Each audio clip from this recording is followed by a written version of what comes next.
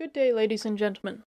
Today's topic is the subject of chaos and the order that arises from it, particularly in fractals.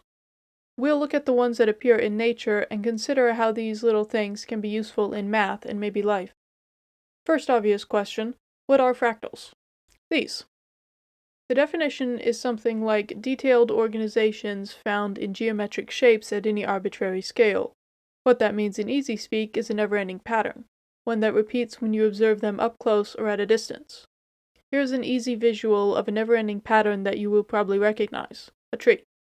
This tree, lovely and normal, is an example of what we often see and ignore.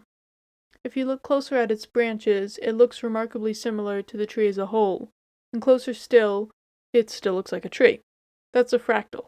You've probably seen ones every day, now you know there's a name for it. One of the most fun fractals in nature to look at is Romanesco broccoli, also called Roman cauliflower. Isn't it gorgeous? But if you look closer at the structure, it's the same as the broccoli whole. Most plants have a fractal nature if you know to look for it. The math community has been interested in fractals since about the 17th century, but have recently been able to visualize them with computer programs. This is called a Mandelbrot set.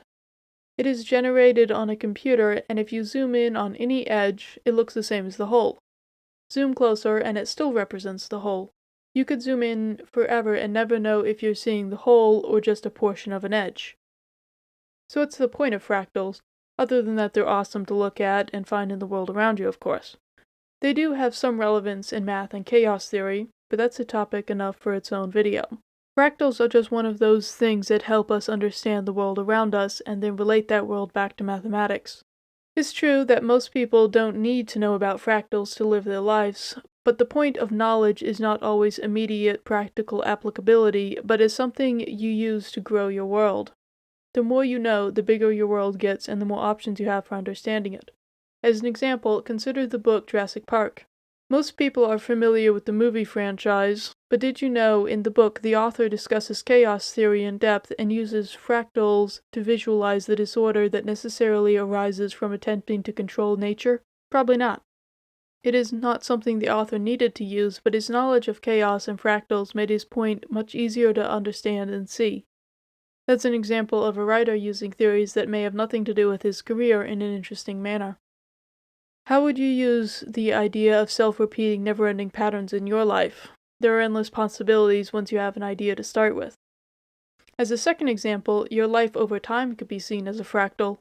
What you do over the course of a day may be random or repetitive, but what you do in a day is likely similar to what you do in a week, or over the course of a month or a year. What you do every day makes up what your life will look like in a year's time. So what does that look like? Do you like it?